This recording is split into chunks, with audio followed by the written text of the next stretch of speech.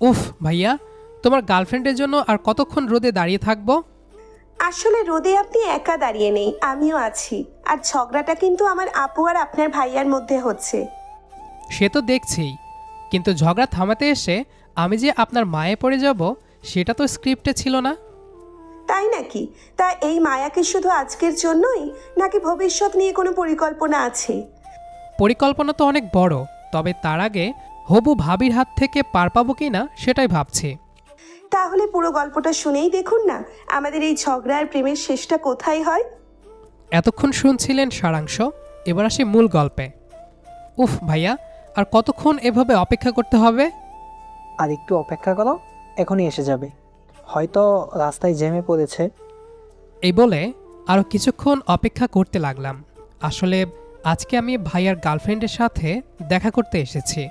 অনেক দিন থেকেই ভাইয়াকে বলেছি দেখা করিয়ে দাও, দেখা করিয়ে দাও, কিন্তু ভাইয়া কাজ আছে বলে এড়িয়ে যেত। আর আজকে ওর গার্লফ্রেন্ডের জন্মদিন, তাই আমি এক প্রকার জোর করেই ভাইয়ার সাথে এসেছি। একমাত্র হবু ভাবি বলে কথা, না দেখলে কি হয়। আরও কিছুক্ষণ অপেক্ষা করার পর ভাইয়ার গার্লফ্রেন্ড এলো, আর সাথে একটা মেয়ে। ভাবিকে দেখেই ভাইয়ার রাগ শুরু। এতক্ষণ লাগে আসতে? আধা ঘন্টা ধরে দাঁড়িয়ে আছি। তখনই ভাবি বলে উঠল, তো কি হয়েছে? দরকার হলে সারাদিন অপেক্ষা করবে, অন্য সময় যে নিজে লেট করে আসো তখন। আমি কি ইচ্ছে করে লেট করি নাকি? অফিসের কাজ থাকে, সেসব শেষ করে আসতে আসতে দেরি হয়ে যায়। তো আমারও তো কাজ থাকে, সেগুলো শেষ করে আসতে আমারও লেট হয়। তা এমন কি কাজ তোমার? ওই মেকআপ ছাড়া আর কি কাজ থাকে? হ্যাঁ, সারাদিন মেকআপ করি, আর বাড়ির কাজ তো তুমি গিয়ে করে দিয়ে আসো, তাই না? হ্যাঁ হ্যাঁ জানি, কি কাজ করো তুমি। কি কাজ করি মানে? এই, তুমি কি এখানে আমার সাথে ঝগড়া করার জন্য আসছো? মানে এমন একটা দিনেও, ধ্যাত, কার সাথে যে আমি কথা বলছি। থাকো, আমি গেলাম, আর কখনো আমায় কল দিবে না। এই বলেই ভাবি চলে যেতে নিলে আমি তাড়াতাড়ি সামনে গিয়ে পথ আটকে দাঁড়ালাম। আরে আরে, কোথায় যাচ্ছেন? এভাবে রাগ করে চলে গেলে আমার কি হবে? ভাবি আর পাশে থাকা মেয়েটা একে অপরের দিকে তাকালো একবার, তারপর আমার দিকে।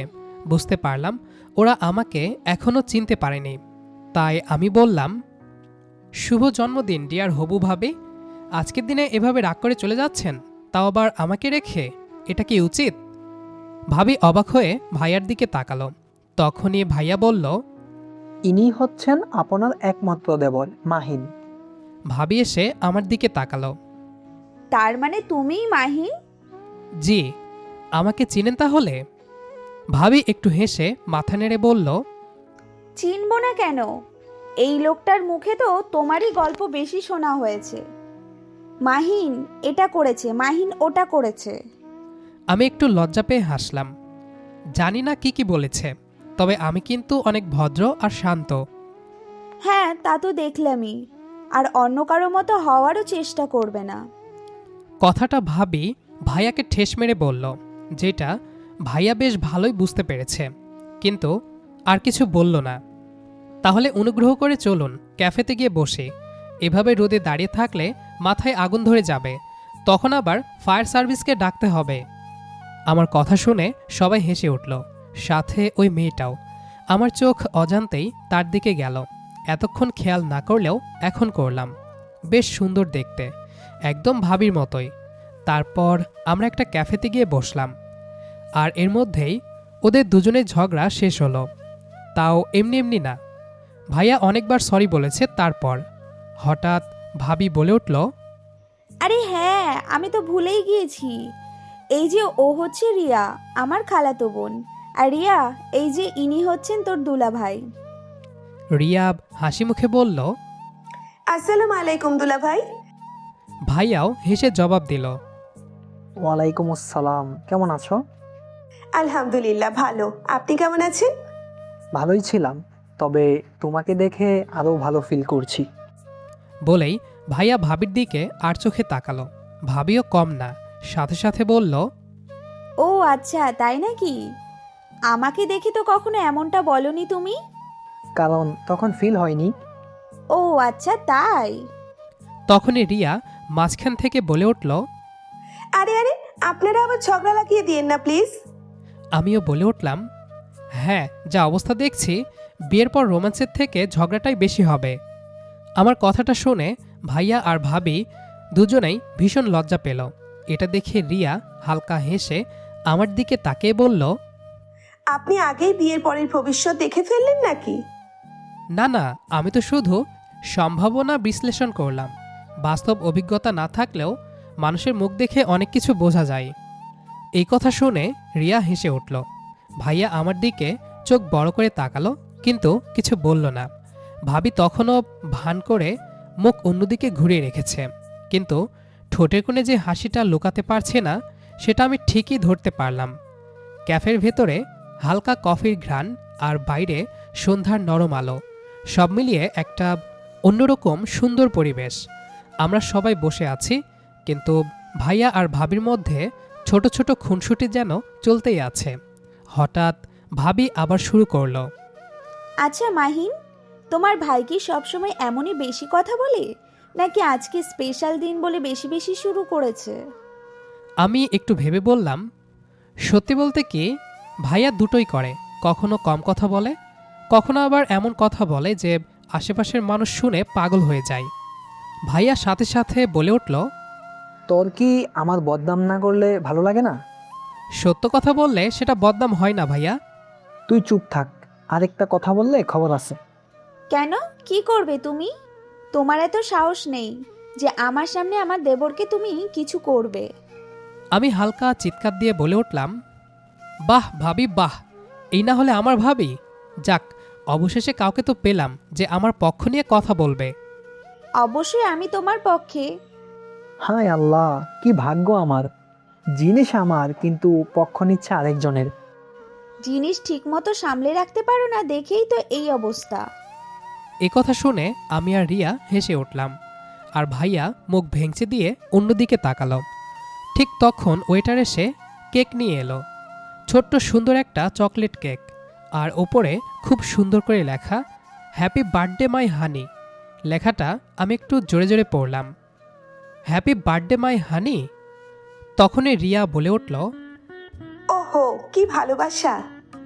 এইটা শুনে ভাইয়া আর ভাবি তো লজ্জায় শেষ। ভাবি বড় বড় চোখ করে ভাইয়ার দিকে তাকালো আর ফিসফিস করে বলল, এখানে এইসব লেখার কি দরকার ছিল? নাম দিলেও তো পারতে। আরে আমি কি জানতাম নাকি যে ওরা আসবে? মাহিন তো জোর করে আমার সাথে এসেছে। তোমার মাথা। তখনই আমি বলে উঠলাম, আরে আরে কুল, এত লজ্জা পেতে হবে না, আমরাই তো। আর এখন কিন্তু কেক কেটে ফেলা উচিত। দেখো কেকটা কিভাবে তাকিয়ে আছে। আমার কথা শেষ হতেই রিয়া হেসে কেকটার দিকে তাকালো। হ্যাঁ সত্যিই তো, কেকটা তো মনে হচ্ছে আমাদের দিকে তাকিয়ে বলছে, আমাকে খাও না। আর কতক্ষণ এভাবে রাখবে? ওর কথা শুনে সবাই হেসে উঠল। ভাইয়া একটু লজ্জা পেয়ে কেকটার দিকে তাকালো, তারপর ধীরে ধীরে বলল, আচ্ছা আচ্ছা, ঠিক আছে, আর নাটক না, এখন কেক কাটো সবাই। ভাবি একটু থমকে দাঁড়িয়েছিল। আগের রাগ অভিমান সব মিলিয়ে মুখটা এখন একদম নরম, চোখে একটু চকচকে ভাব। ভাইয়া আস্তে করে ওর দিকে ছুরি এগিয়ে দিল। নাও এবার কেকটা কাটো। এই ছোট্ট কথাটাই যেন ভাবির ভেতরের সব অভিমান গলিয়ে দিল। সে একবার ভাইয়ার দিকে তাকালো, তারপর হালকা শ্বাস নিয়ে ছুরিটা হাতে নিল এবং চোখ বন্ধ করল। ক্যান্ডেলের আলোটা তার মুখে পড়ছে, আর সেই মুহূর্তটা যেন একটু থমকে গেল। ক্যাফের শব্দ, মানুষের কথা সব যেন দূরে সরে গেছে। কিছুক্ষণ পর সে চোখ খুলল। আমি চাই আজকের এই দিনটা শুধু জন্মদিন না হোক, বরং আমাদের সব ভুল বোঝাবুঝির একটা সুন্দর শুরু হোক। এই কথাটা শুনে ভাইয়া একটু চুপ হয়ে গেল, তারপর ধীরে ধীরে মাথা নেড়ে বলল, ঠিক আছে। রিয়া ফিসফিস করে আমার দিকে তাকিয়ে বলল, দেখছো, ঝগড়া দিয়ে শুরু, কিন্তু শেষটা একদম সিনেমার মতো। এটাই তো রিয়েল লাইফ, স্ক্রিপ্ট ছাড়া ড্রামা। তারপর ভাইয়া আর ভাবি একসাথে কেকটা কাটল। কাটার মুহূর্তে ক্যান্ডেলের আগুনটা একটু কেঁপে উঠল, যেন সেই মুহূর্তটাকে সিল করে দিল। চারপাশে তালি পড়ল। রিয়া সবচেয়ে বেশি এক্সাইটেড হয়ে হাততালি দিচ্ছিল। তারপর ওয়েটার কেক প্লেটে করে দিতে শুরু করলো। প্রথম টুকরাটা ভাইয়া নিজে হাতে তুলে ভাবির দিকে এগিয়ে দিল। এই নাও। ভাবি একটু অবাক হয়ে তাকালো, তারপর ধীরে ধীরে সেই টুকরোটা নিল। কিছু সেকেন্ড কেউ কিছু বলল না। কেক খেতে খেতে পরিবেশটা ধীরে ধীরে হালকা হয়ে গেল। আগে সে টান টান ঝগড়ার জায়গায় এখন ছোট ছোট হাসি, চোখাচোখি আর লুকানো খুনসুটি। বাইরের সন্ধ্যার আলো আরও গাঢ় হচ্ছে। ক্যাফের কাচের জানালা দিয়ে শহরের লাইটগুলো জ্বলে উঠছে ধীরে ধীরে। তারপর একসময় আমি বলে উঠলাম, এত সুন্দর একটা দিন, অথচ একটা সেলফিও তোলা হলো না।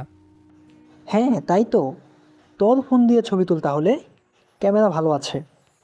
তারপর আমি ফোনটা বের করে সবাই একসাথে সেলফি নিলাম। তারপর আমি আর রিয়া একটু অন্যদিকে চলে আসলাম, যাতে ভাইয়া আর ভাবি আলাদা কথা বলতে পারে। সাইডে যেতেই রিয়া আমাকে উদ্দেশ্য করে বলল, ছবিগুলো কিভাবে পাবো? আপনার হোয়াটসঅ্যাপ নাম্বার দিন, আমি ডকুমেন্ট করে পাঠিয়ে দিব। ওকে, লিখুন। তারপর আমি নাম্বারটা লিখলাম। রাতে ফ্রি হয়ে দিলে হবে নাকি এখনই দিব? সমস্যা নেই, ফ্রি হয়ে দিয়েন। রিয়ার নাম্বারটা সেভ করে আমি একটু হেসে বললাম, ওকে। তো আপনি কিসে পড়েন? Inter first year. আর আপনি? Honours second year. ও আচ্ছা। এভাবে আরও কিছুক্ষণ কথা বলার পর ভাইয়া আর ভাবি আসলো। ভাইয়া আমাকে উদ্দেশ্য করে বলল, মাহিন চল, এবার চলে যেতে হবে। তখনই আমার কিছু একটা মনে পড়ল। আমি সাথে সাথে পকেটে হাত দিলাম। তারপর একটা সুন্দর ব্রেসলেট বের করে ভাবির দিকে এগিয়ে দিলাম। এইটা আমার তরফ থেকে ছোট্ট একটা গিফট। ভাইয়া আমার দিকে চোখ বড় বড় করে তাকিয়ে বলল, এইটা আবার তুই কখন কিনলি? গতকালকেই কিনে রেখেছিলাম। এইসবের কি দরকার ছিল মাহিন? তুমি হচ্ছ ছোট, তুমি উল্টো আমাদের থেকে নিবে। সেটা তো নিবই ভাবি, তবে অনেক বড় কিছু, তখন কিন্তু মানা করতে পারবে না। কথাটা আমি রিয়ার দিকে তাকিয়ে বললাম। কেন দেব না? অবশ্যই দেব। তুমি শুধু বলো কি চাও। এখন না, সময় আসুক, তারপর বলবো। ঠিক আছে, আজ তাহলে আসি। ঠিক আছে, ভালো থাকবেন, আবার দেখা হবে কোনো একদিন। তারপর ওদেরকে একটা রিকশাতে তুলে দিয়ে আমি আর ভাইয়া বাইক নিয়ে বাসায় চলে গেলাম। রাতে খাওয়া দাওয়া শেষে রুমে গিয়ে মোবাইল হাতে নিলাম। তারপর সবার আগে রিয়াকে ছবিগুলো পাঠালাম, আর সাথে একটা হ্যালো মেসেজ। রাত তখন অনেকটাই নেমে এসেছে। বাসার বাতি নিভে গেলেও আমার ঘরের টেবিল ল্যাম্পটা জ্বলছে।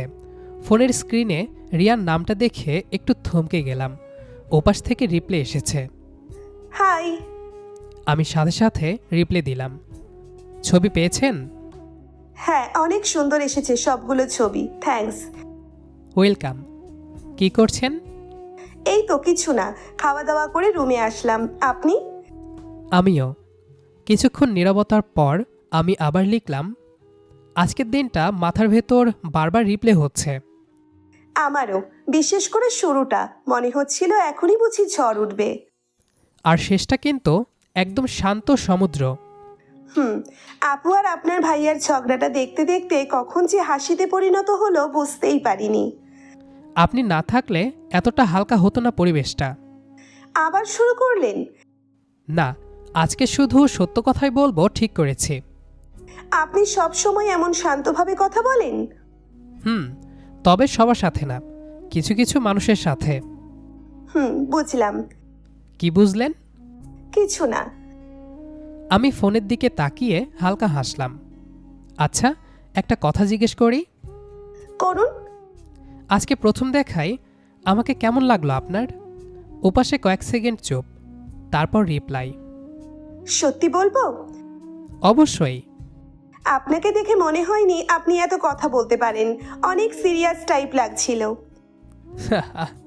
আসলে মানুষকে বাইরে দেখে যাচাই করা ঠিক না, ভেতরে সে অন্যরকমও হতে পারে।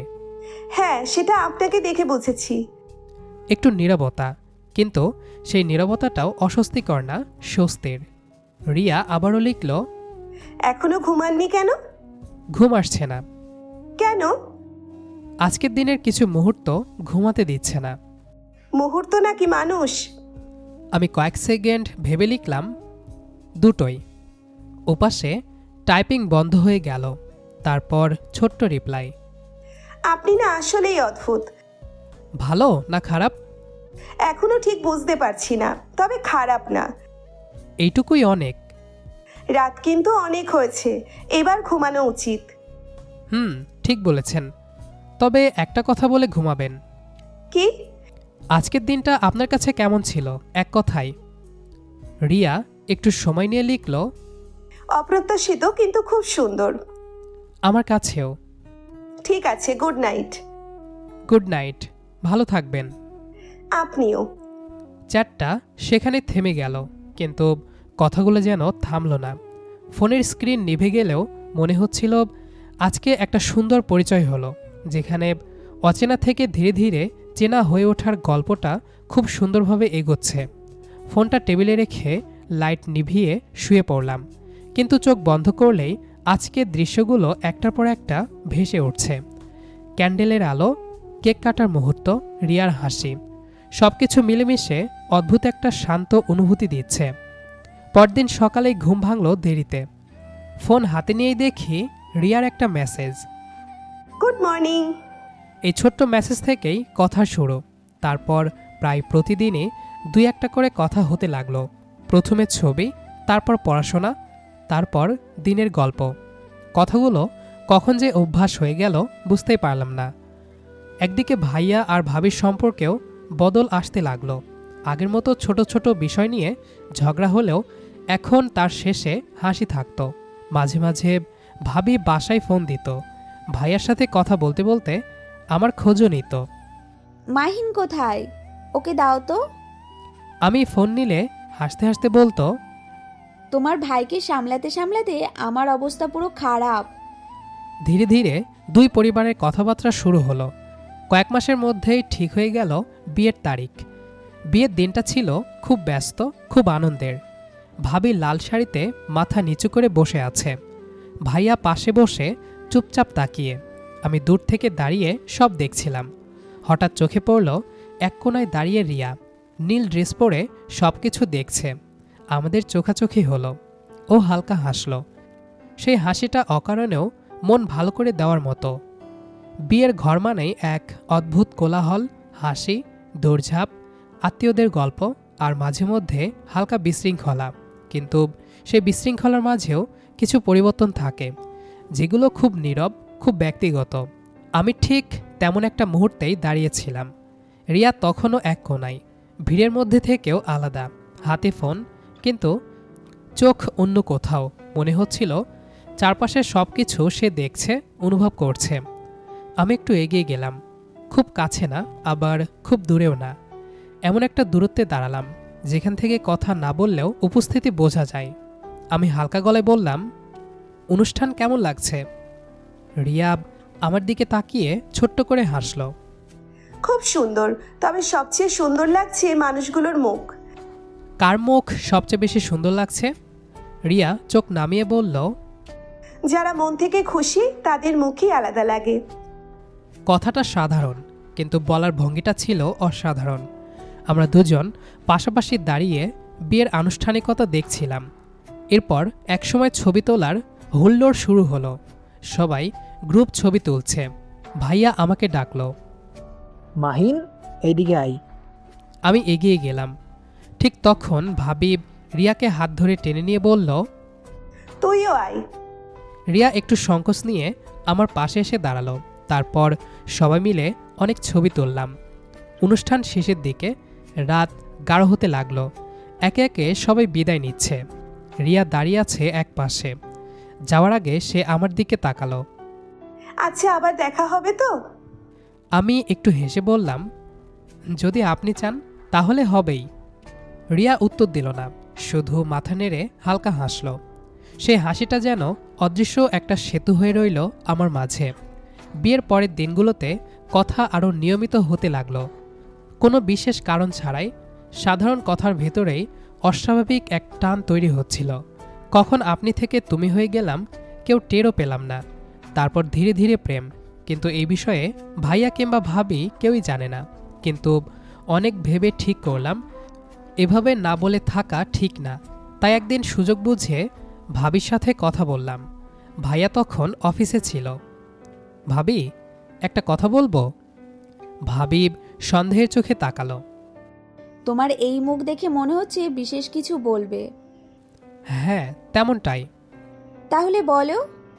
আমি একটু ইতস্তত করে বললাম, আসলে ভাবি, রিয়াকে আমার ভালো লাগে। ভাবি 2 সেকেন্ড চুপ, তারপর হঠাৎ ভ্রুকুচকে বলল, কি বললে রিয়াকে? আমি ভয় পেয়ে গেলাম। হ্যাঁ মানে ইয়ে। ভাবি হঠাৎ গম্ভীর হয়ে বলল, সাহস তো কম না তোমার, আমার বোনের দিকে নজর দিয়েছো। আমি তোমাকে ভালো ভেবেছিলাম মাহিন। আমি একদম চুপ, মাথা নিচু। কি বলবো বুঝতে পারছিলাম না। কিছুক্ষণ পর ভাবির মুখের কোণে হাসি ফুটে উঠল। তারপর হেসে বলল, আরে বোকা, আমি অনেক আগেই বুঝেছি। আমি অবাক হয়ে তাকালাম। তোমাদের চোখ দেখলেই তো সব বোঝা যায়, আর আমিও তো এই সময়টা পার করে এসেছি। ভাবির কথায় আমি লজ্জা পেয়ে বললাম, তাহলে রাগ করলে কেন? এমনি দেখলাম তুমি কি রিয়াকশন দাও। তারপর আমার মাথায় হালকা চাপড় দিয়ে বলল, রিয়া খুব ভালো মেয়ে, আর তুমিও খারাপ না। আমি কথা বলবো ওদের বাসায়। আমার বুকের ভেতর যেন হালকা হয়ে গেল। সত্যি বলছো ভাবি? তবে সবকিছু সময় মতো হবে, তাড়াহুড়ো নেই। আমি হাসলাম। মনে হচ্ছিল পৃথিবীটা হঠাৎ খুব সহজ হয়ে গেছে। তারপর রুমে গিয়ে ফোন নিয়ে রিয়াকে সবটা খুলে বললাম। সেও ভীষণ খুশি। সত্যি আপু জানে সব? হ্যাঁ, আর সবচেয়ে অবাক করা ব্যাপার, সে অনেক আগেই বুঝে ফেলেছিল। আমি এখন হাসবো নাকি লজ্জা পাবো বুঝতে পারছি না। দুটোই করতে পারো, তোমাকে দুটোতেই ভালো লাগে। আবার শুরু করেছো? আজ থামতে ইচ্ছে করছে না। কেন? কারণ আজকে প্রথমবার মনে হচ্ছে তোমাকে নিয়ে স্বপ্ন দেখা অন্যায় না। রিয়া কিছুক্ষণ চুপ, তারপর লিখল, তুমি জানো আমি খুব ভয় পেয়েছিলাম যদি কেউ ভুল বোঝে। এখন আর ভয় আছে? না, এখন অদ্ভুত এক শান্তি লাগছে। আমারও মনে হচ্ছে আমরা আর লুকিয়ে কথা বলছি না, খোলা আকাশের নিচে দাঁড়িয়ে কথা বলছি। আচ্ছা একটা কথা বলি। বলো। তোমার সাথে কথা বলতে বলতে কখন যে সময় চলে যায় বুঝতেই পারি না। সময় যায় কিন্তু কথা ফোরায় না। যদি কোনোদিন কথা ফুরিয়ে যায়?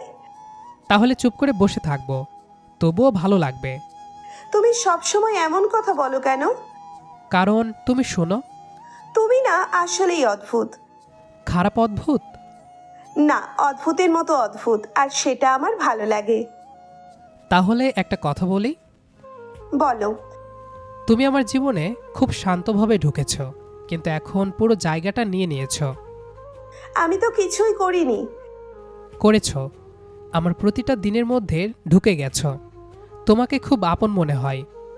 মাহিন, বলো। তোমার সাথে কথা না বললে এখন দিনটাই অসম্পূর্ণ লাগে। তাহলে তো বিপদ। কেন? কারণ আমিও একই সমস্যায় ভুগছি। তাহলে? তাহলে হয়তো এটা শুধু ভালো লাগা না। তাহলে কি? তুমি বলো। না, তুমি বলো। আমি ভয় পাচ্ছি। কেন? যদি তুমি হেসে দাও? আমি হাসবো না। নিশ্চিত? হুম। আমি তোমাকে ভালোবেসে ফেলেছি। ওপাশে অনেকক্ষণ কোনো রিপ্লাই নেই। টাইপিং আসে, আবার চলে যায়। তারপর ছোট্ট একটা মেসেজ। আমি ভেবেছিলাম তুমি আগে বলবে না। কেন? কারণ আমি অনেক আগে থেকেই একই জায়গায় দাঁড়িয়ে আছি। মানে আমিও যে তোমাকে ভালোবাসি। আমি ফোনের দিকে তাকিয়ে শুধু হাসছিলাম। আমাদের গল্পটা খুব শান্তভাবে শুরু হয়েছিল, তাই না? হ্যাঁ। শেষটাও যেন এমনই শান্ত, সুন্দর আর একসাথে হয়। ইনশাল্লাহ হবে। কথা দাও। কথা দিলাম। তাহলে আজ একটা কথা বলো। বলো, কি শুনতে চাও? তোমার মনের কথা, যা তোমার মনে চলছে তাই বলো। আমার মন বলছে তুমি পাশে থাকলে জীবনে আর কিছুর অভাব থাকবে না। বাহ, এত প্রেমিক পুরুষ হলে কবে থেকে? তোমার প্রেমে পড়েছি যবে থেকে। আচ্ছা শোনো না। বলো। বলছি ঘুম আসছে না, একটা কিছু দাও না। কি দিব? আরে বুঝো না? না বললে বুঝবো কিভাবে? আরে একটা উম্মা। এই এবার কিন্তু বেশি বেশি হয়ে যাচ্ছে।